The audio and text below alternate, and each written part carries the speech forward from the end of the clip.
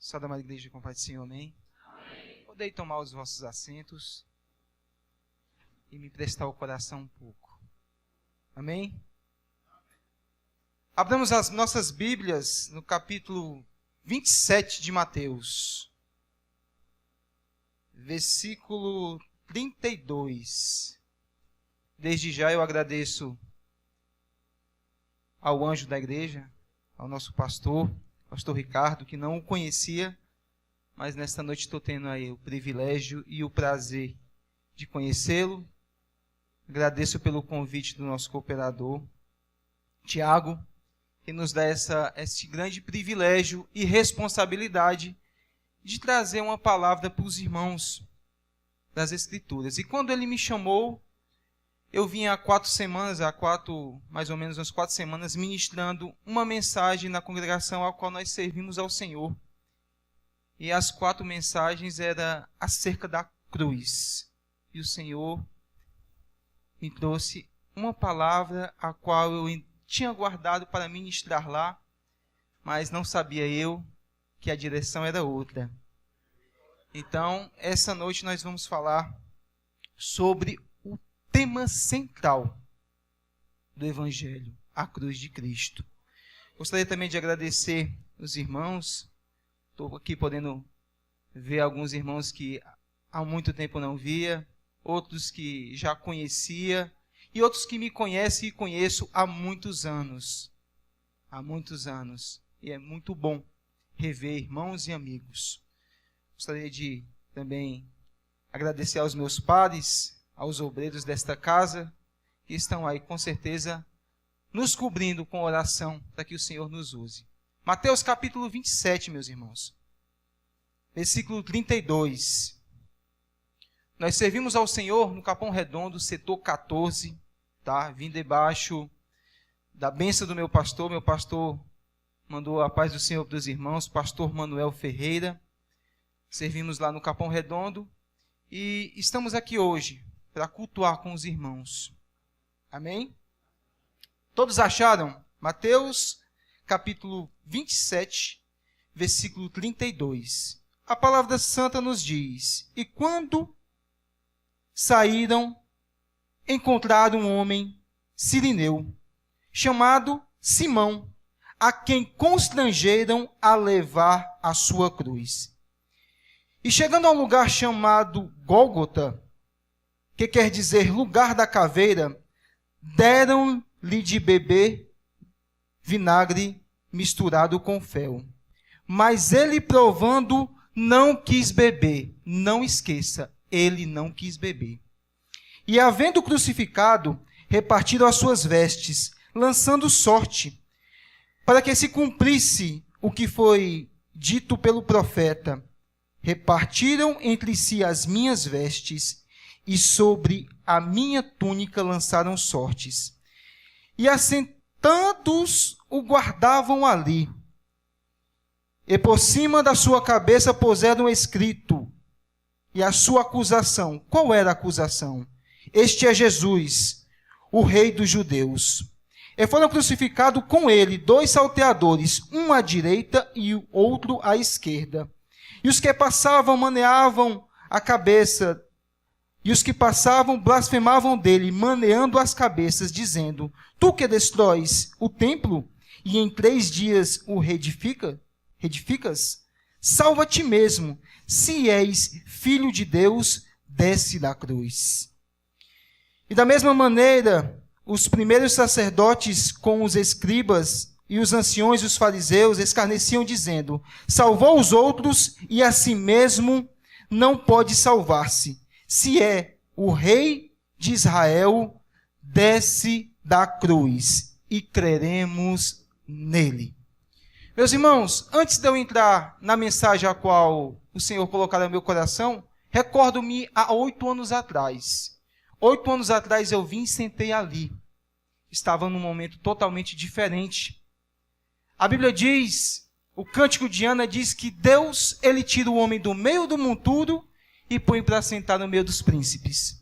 Só que neste mesmo tempo, neste mês, eu fui um culto lá na freguesia do Ó com a minha mãe. Eu estava num tempo muito obscuro da minha vida. E uma irmã saiu e disse: assim te diz o Senhor, tu serás um pregador. Tu serás um pregador da palavra. A irmã olhou para minha mãe e disse: olha, eu vejo este moço pregando em púlpitos. Passou-se 8 anos, 6, estou eu aqui. Jesus, ele é bom. Jesus, ele cumpre as suas promessas. Jovens, se tem uma promessa de Cristo, não desanime. Continue, que o Senhor cumprirá. Mas voltando ao que o Senhor trouxe ao meu coração, nós vamos falar hoje sobre o ponto central do Evangelho. E o que é o ponto central do Evangelho? A cruz de Cristo.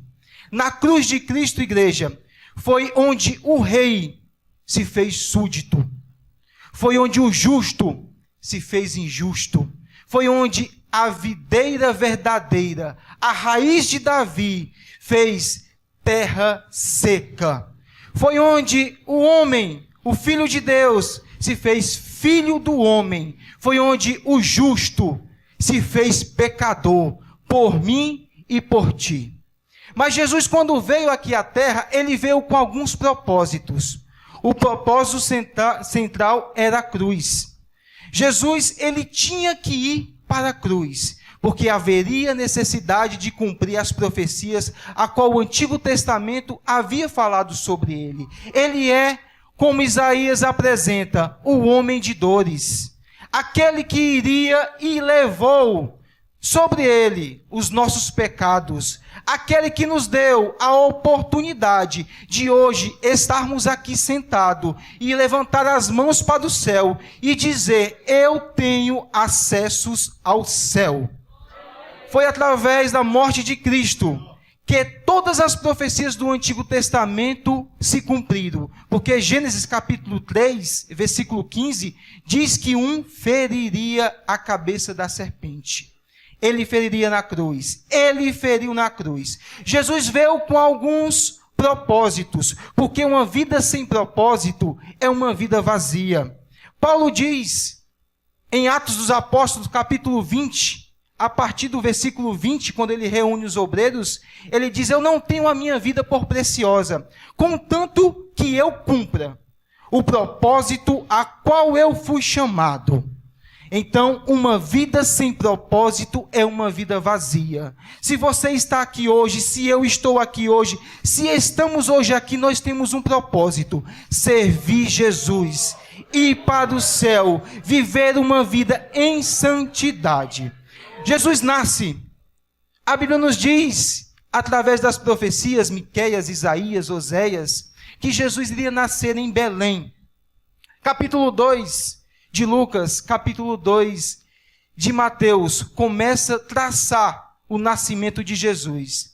O primeiro propósito de Jesus é trazer salvação. Porque a Bíblia nos diz em Lucas capítulo 2, versículo 1, que César Augusto faz um censo. Era necessário que todos que estivessem na cidade, distante de Jerusalém, de Belém, em todos os lugares, se alistasse cada um na sua própria cidade. E havia um casal que estava carregando um menino no ventre. Este menino tinha sido gerado pelo Espírito Santo. A Bíblia nos diz no capítulo 2, versículo 1, que sai este edito. Eles têm que voltar, porque a Bíblia nos conta que eles estão em Nazaré. No capítulo 2, o versículo 10, a Bíblia nos diz que os anjos apareceram para pastores que estavam naquela comarca, que estavam naquela noite. Naquela noite, os anjos apareceram para os pastores e disseram: graças a Deus, porque hoje nascerá o Salvador Jesus. Paz na terra, boas novas de salvação para todo o povo. Versículo 11, porque hoje na cidade de Davi, Belém, nasceu quem? O menino, o Salvador, Jesus, o Senhor. Jesus, no seu primeiro propósito, ele vem trazer salvação. Paulo, quando ele vai escrever aos Efésios, ele diz que nós éramos inimigos de Deus. Nós estamos aqui hoje e eu tenho algo a te dizer. Se porventura tu não aceitou Jesus, se você ainda não se entregou a Jesus, está inimigo de Deus. Porque Paulo diz que nós andávamos desgarrados, éramos inimigos de Deus, mas Deus, que muito nos amou, nos religou através da graça, através da fé. Jesus veio trazer salvação, mas Jesus continua o seu ministério. Paulo declara na segunda epístola aos Coríntios, capítulo 14, que o amor de Deus nos constrange. O amor de Deus nos constrange. Sendo assim, se um morreu por todos, logo todos morreram. No versículo 17 desse mesmo capítulo, ele diz: e tudo isto provém de Deus. Provém de Deus, que estava em Cristo reconciliando o mundo consigo mesmo. Jesus veio também trazer reconciliação. Nós estávamos afastados, nós éramos inimigos de Deus, mas ele veio e nos reconciliou. Mas Jesus, quando começa a andar pela Galileia, Judeia, Decápolis, ele começa a pregar o evangelho. E a mensagem de Jesus é esta: arrependei-vos, é chegado o reino de Deus. A Bíblia nos diz que ele sobe ao Jordão para ser batizado, não para remissão de pecado, mas para que se cumprisse a justiça. João o batizou. Após Jesus ser batizado, ele segue o seu ministério, é levado para o deserto, é tentado. Nós, igreja, passamos por tentação, mas Jesus vence todas as tentações como jovem. Como o jovem pode purificar o seu caminho? Olhando, observando, amando as Escrituras. Jesus é tentado, mas a Bíblia diz: em nada se deixou pecar. Ele não pecou. Após o seu ministério no deserto, ele resolve chamar 12 homens extraordinariamente comuns. Porque Jesus faz isso. Ele pega homens comuns para revolucionar o mundo, para trazer vida para o mundo que está em decadência. Se nós estamos hoje aqui, é porque ele nos deu o ministério da reconciliação. E Paulo diz que nós somos embaixadores de Cristo. Nós somos representantes de Cristo. Jesus continua o seu ministério. Traz os discípulos. Marcos capítulo 3, versículo 13. Ele diz: resolveu trazer para si quem ele quis. Jesus, ele chama quem ele quer, para o que ele quer, para fazer a obra que ele quer. E isso não compete a ninguém. Ele chama os 12. Só que Jesus tinha um propósito, além de todos esses. Quando ele está com os discípulos, ele traz uma mensagem. E ele diz para aqueles pastores daquela época, para os líderes daquela época: porque o ladrão vem para matar, roubar e destruir. O diabo também faz isso, mas a mensagem não era para o diabo. Era para aqueles que traziam uma mensagem adulterada. Mas ele disse: eu vim para dar vida, e vida com abundância. Jesus nos deu vida, vida com abundância. Mas Jesus continua o seu ministério. Ele continua a ensinar estes 12 homens, cada um mais complicado do que o outro, assim como eu e os irmãos a qual nos ouve. Jesus começa a trazê-los para perto, porque o intuito de Jesus era ensiná-los. Jesus, quando ora, igreja, no capítulo 13 de João, ele disse: Pai, todos que tu me deram, eu os amei, e o amei até o fim. Jesus é aquele que nos ama até o fim. Podemos estar, muitas vezes, abandonado por N pessoas. Podemos muitas vezes ser abandonados pelos nossos cônjuges. Mas Jesus é aquele que nos ama, e nos ama até o fim.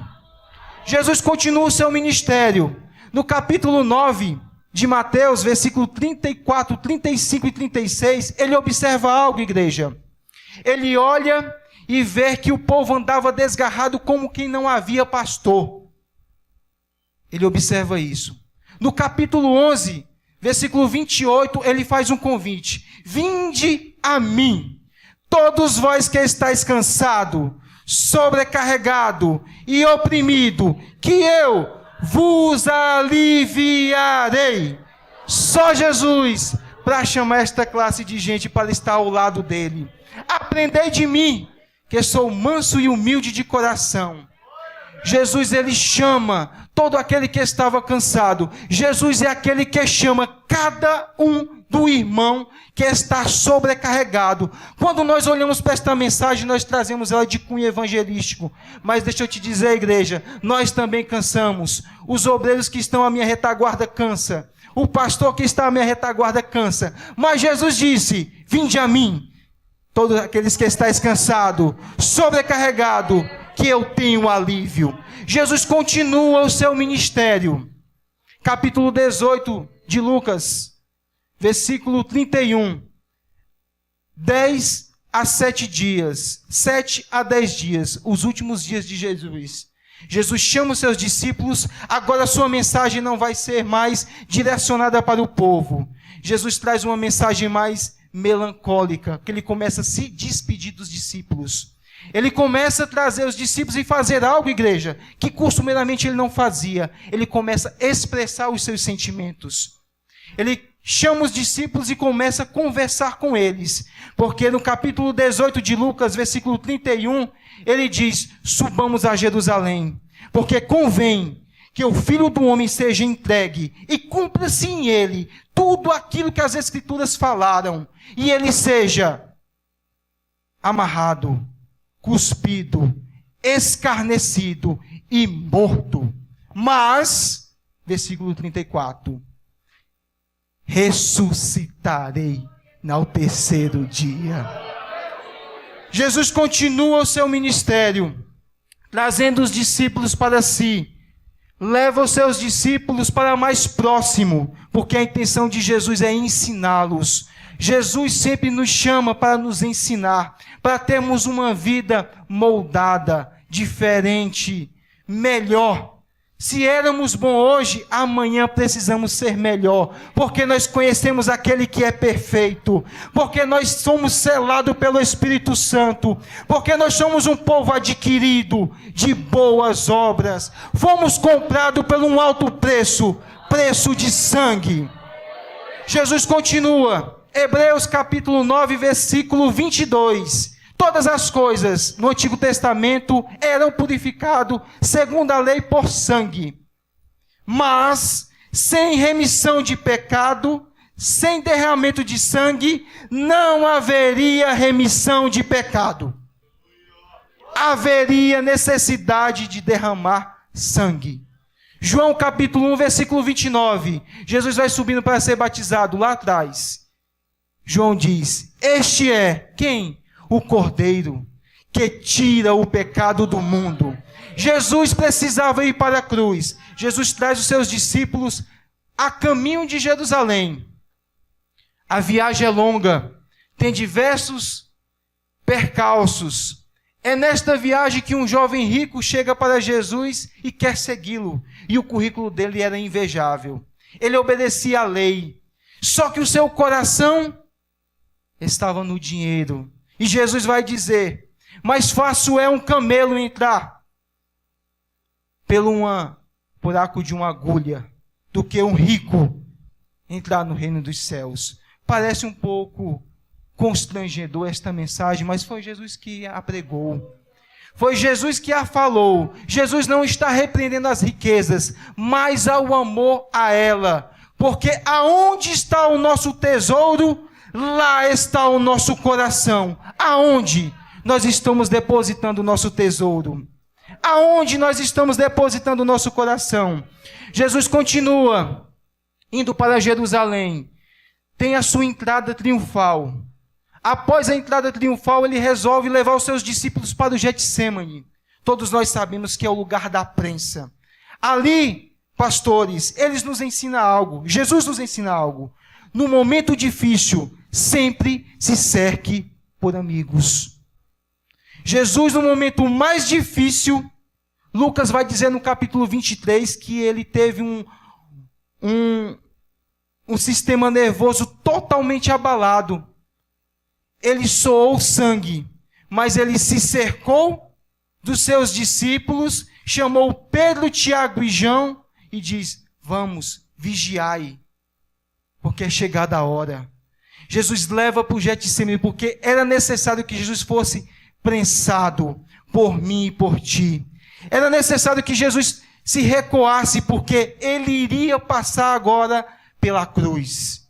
Jesus, antes, ele já tinha dito: quem quiser, não é obrigado seguir. Negue-se a si mesmo e tome a sua cruz. Quem quiser, igreja, seguir Jesus, negue-se a si mesmo e tome a sua cruz. Jesus, neste momento, ele vai expressar os seus sentimentos. Ele vai dizer, pastores: a minha alma está angustiada. Jesus, em nenhum dos momentos, expressava os seus sentimentos, mas ele resolve abrir o seu coração. Ele se cerca de amigos e ele diz: a minha alma está angustiada. E a oração de Jesus foi: Pai, se possível, passa este cálice. Pai, se possível, passa este cálice. Pai, se possível, passa este cálice. Porém, tudo é possível a ti, mas seja feita a tua vontade. Jesus resolve orar ao Pai. Abriu o seu coração. Quando nós olhamos para os discípulos, nós somos tendenciosos a criticá-los. Nós, pregador, criticamos. Mas Lucas diz, no capítulo 22, que eles dormiram de tristeza, porque o mestre já havia se despedido deles. E eles começaram a entender que era necessário que aquilo acontecesse. Lucas vai dizer, é o único evangelista que vai dizer, eles tiveram tanta tristeza que dormiram. Quem nunca passou por isso? Pelo momento difícil, a qual chorou tanto que dormiu. Os discípulos passaram, mas Jesus tinha que ir para a cruz. Após aquele momento, Judas, ele quebra o pacto com o amigo. Mas Jesus nos dá uma lição, igreja. Jesus nos dá uma lição. Por mais que Jesus tenha sido traído por Judas, quando Judas foi o entregar, e foi com um beijo, ele olhou para Judas e disse, no capítulo 27, 50 de Mateus: amigo, para que tu vieste? Jesus, no momento mais triste, ele chama o seu algoz de amigo. E como nós temos facilidade de desmanchar as nossas amizades. Como nós temos a facilidade de dizer: este não serve mais para mim. Mas Jesus disse: amigo. Sabe o que era isso? Jesus estava liberando o perdão para Judas. Jesus estava dizendo: tu me traiu, mas eu continuo sendo teu amigo. Jesus começa a entrar no momento crucial. Pegam Jesus no Getsemane, levam para o primeiro julgamento. João capítulo 18. Jesus é levado, igreja, para a casa de Anás. Anás era sogro do Caifás, que era sumo sacerdote naquela época. E João diz que era necessário que um morresse por todos. Era necessário que fosse um entregue por todos, porque era a Páscoa. O cordeiro já estava imolado. Era necessário que Jesus fosse. Jesus passa pela casa de Caifás. Depois da casa de Anás é mandado para a casa de Caifás. Ele é o sumo sacerdote. Eles, não contentes, mandam para o sinédrio. Amanhece o dia. Jesus passa a noite todinho em jejum. Jesus passa a noite toda em julgamentos. Pela manhã amarram ele. maneteiam ele, escarnecem dele, por mim e por ti. O Sinédrio resolve enviá-lo para Pilatos.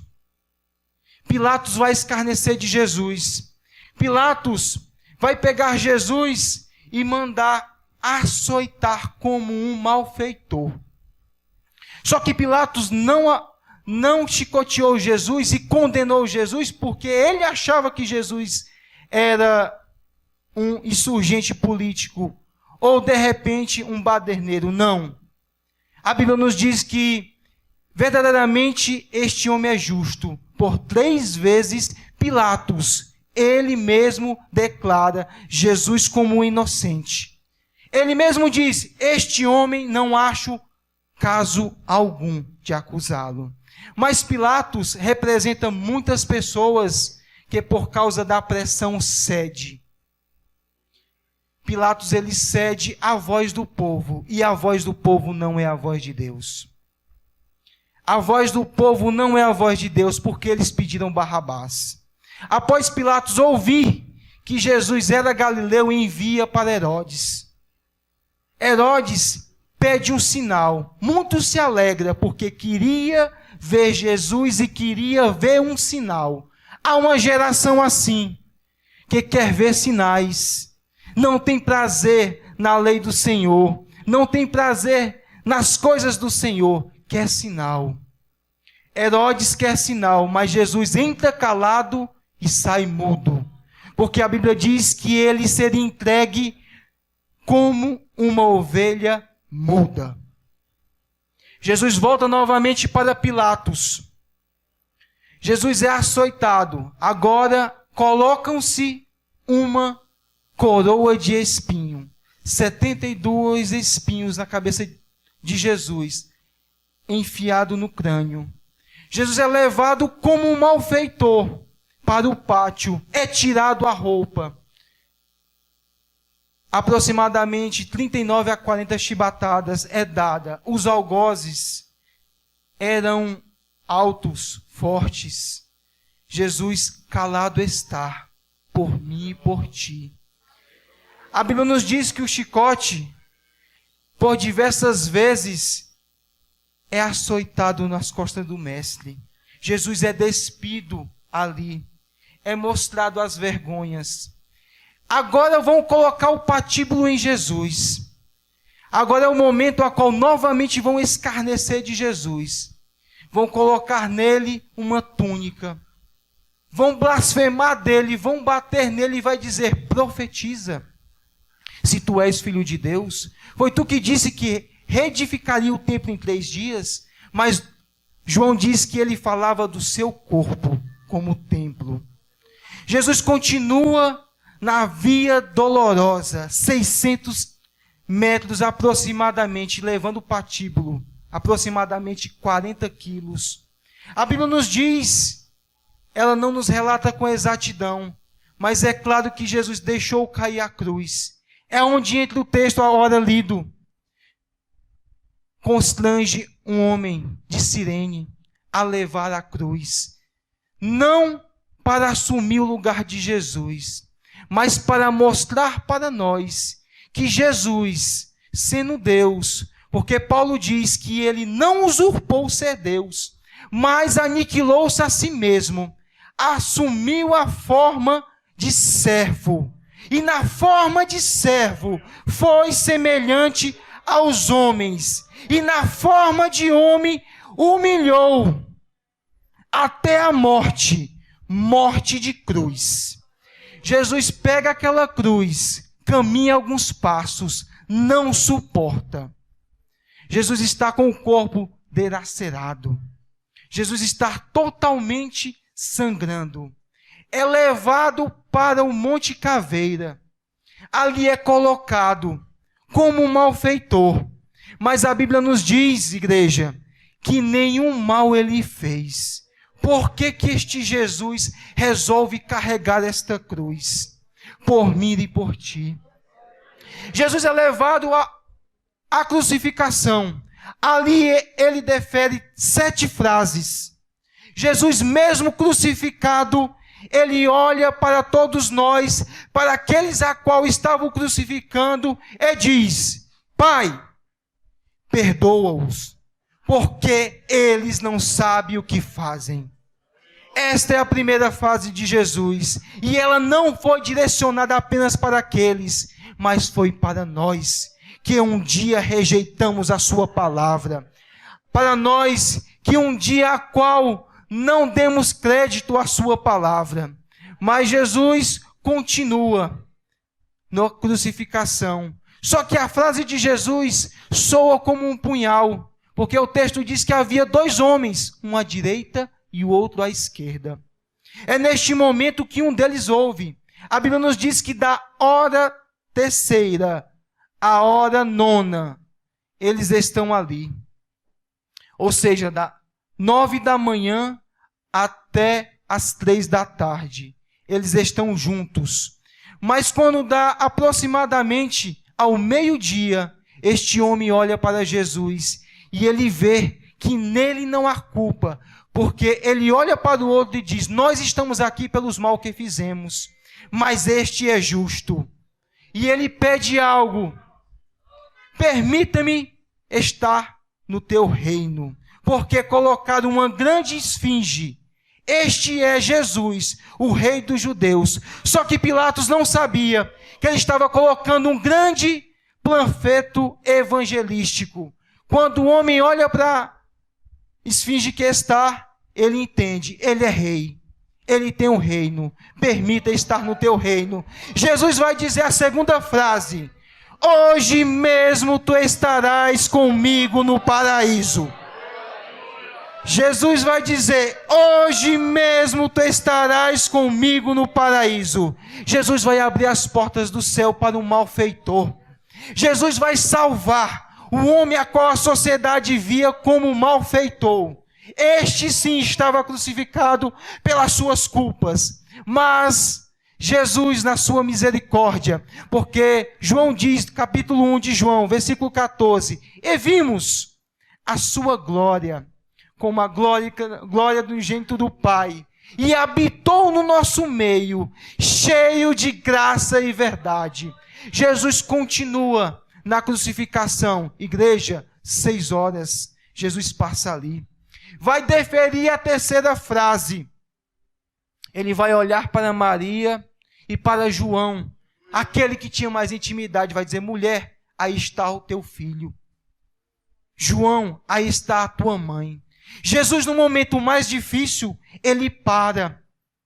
No momento de muita dor, ele resolve olhar para o problema do outrem, para o seu discípulo amado, para a sua mãe. E no momento mais difícil da crucificação, ele resolve uni-los. Jesus vai falar a quarta frase. Ele vai olhar para todos e vai dizer: tenho sede. Porque neste momento embeberam uma esponja com vinagre e fel.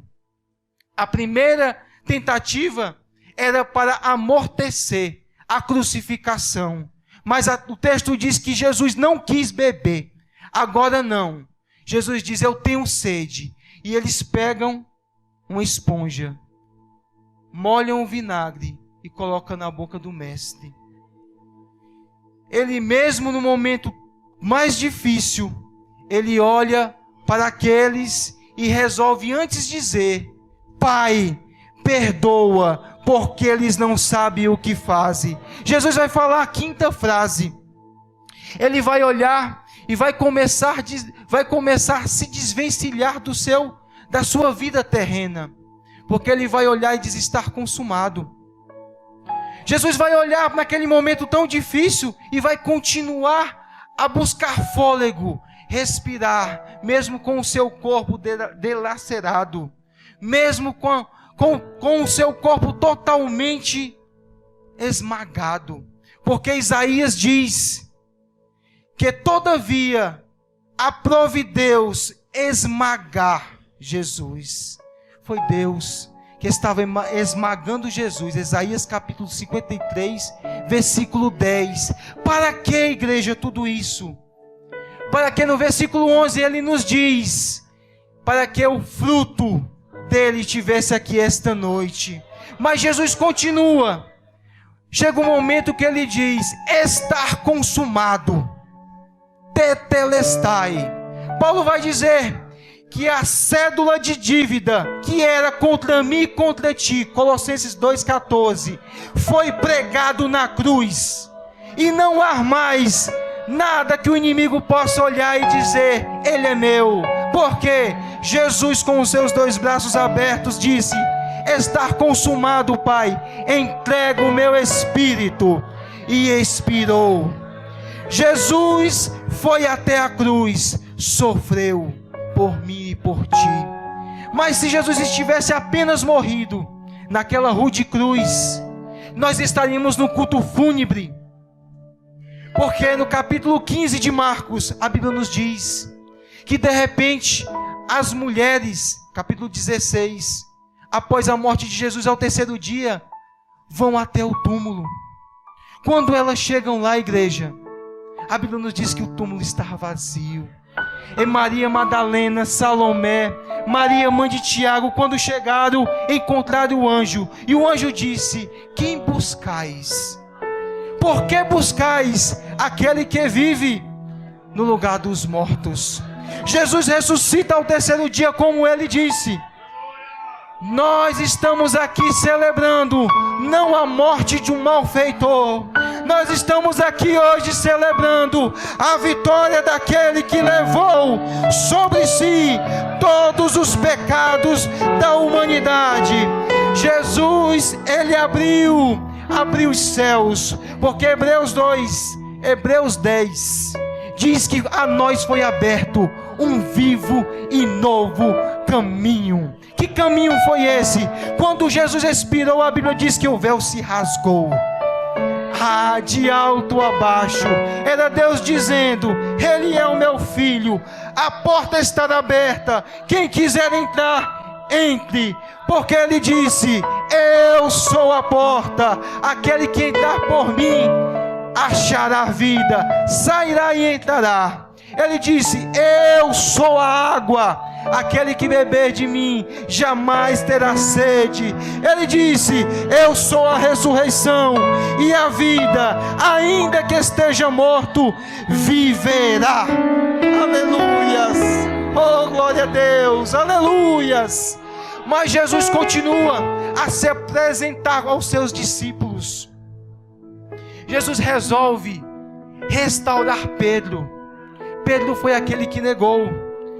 Pedro disse para Jesus que jamais o trairia. Jesus olha para ele e diz: Pedro, Pedro, antes que o galo cante 3 vezes,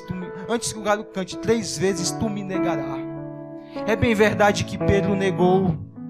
Mas igreja, Pedro, ele expressou o que realmente ele tinha no seu coração. Ele realmente amava o mestre.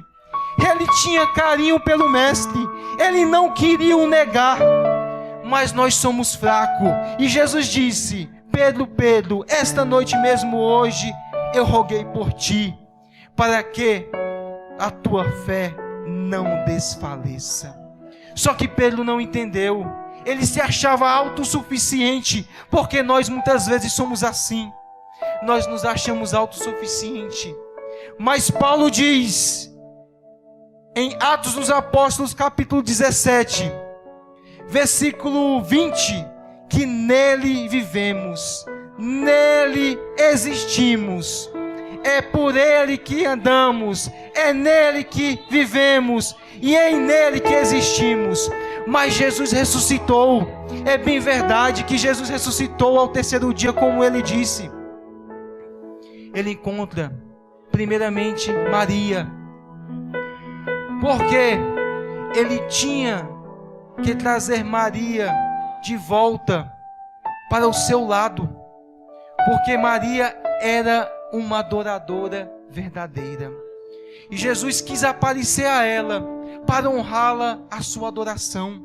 Jesus não se apresentou a Pilatos, a Herodes, a Pedro, a João. Ele resolve se apresentar a uma mulher. É neste momento que Maria se tem e olha para Jesus e diz: olha, Se tu és o jardineiro que tomou o corpo do meu mestre, devolve-o. Mas Jesus olha para ela e diz: Maria. Ela conhece o mestre. Ela conhece a voz do mestre, porque a Bíblia diz que as suas ovelhas conhecem a voz do seu pastor. Maria diz: Rabone, Raboni. Só que Jesus disse: eu não fui ainda para o meu Pai. Não é o tempo. Jesus resolve mandar um recado através das mulheres. Volta, conta para Pedro e aos discípulos. Ora, Pedro não era discípulo, mas Jesus precisava restaurar a esperança de Pedro. A intenção de Jesus era dizer: Pedro, tu errou, tu foi autossuficiente, tu confiou em ti mesmo, mas volta, Pedro, que eu tenho um grande rebanho para te dar. Jesus ressuscita porque ele precisa restaurar a Pedro. Mas havia 10, a qual a Bíblia nos diz que estavam lá na casa da irmã Maria. Só 10, porque Tomé, sempre Tomé, com seu coração incrédulo, sem fé, igreja, é impossível agradar a Deus. Abasteça o seu coração de fé. Tenha uma fé em Deus. Não desanime, não pare, continue. Mas Jesus aparece no meio deles. Atos capítulo 1. A Bíblia diz que ele resolve aparecer para eles, mas Tomé mesmo assim não crê. No relato das mulheres e de 10, passa-se 8 dias, Jesus aparece novamente. Para quem? Tomé. Porque ele já havia também restaurado 2 que estavam ao caminho de Emaús, pensando que havia a esperança acabado.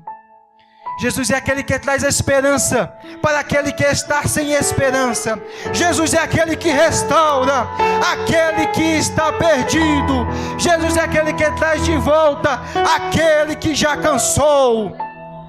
Ele resolve restaurar a fé de Tomé e diz: Tomé, toca aqui. Toca aqui, Tomé. Foi aqui onde foi enfiado aquele prego. Foi aqui onde foi enfiado aquela lança. E Jesus resolve restaurar a fé de todos estes homens. Mas a Bíblia nos diz que se nós crescêssemos apenas neste mundo, nós éramos os mais miseráveis do mundo. E se Cristo não houvesse ressuscitado, não apenas a fé destes, a nossa fé era vã. E nós estamos hoje aqui à noite porque Ele ressuscitou. Porque Ele ressuscitou, realmente como Ele disse, ao 3º dia. Mas Ele passou 40 dias andando com eles, e Ele deixou uma mensagem. E a mensagem que Ele deu aos seus discípulos foi: eu voltarei. Eu voltarei. Capítulo 1, versículo 10 de Atos. A Bíblia diz que Jesus é assunto aos céus, é levado aos céus. Uma nuvem o recepciona.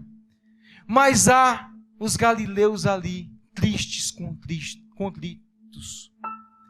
Mas 2 anjos descem e diz: por que estáis tristes, desesperançados? Este mesmo Jesus que vocês viram subindo, Ele descerá. Ele voltará. Meus irmãos, a nossa cidade não é aqui. A nossa morada não é aqui. Estamos aqui de passagem, porque este mesmo Jesus que foi crucificado, foi morto, Ele ressuscitou ao 3º dia, foi assunto aos céus, e Ele com certeza voltará. Ele voltará.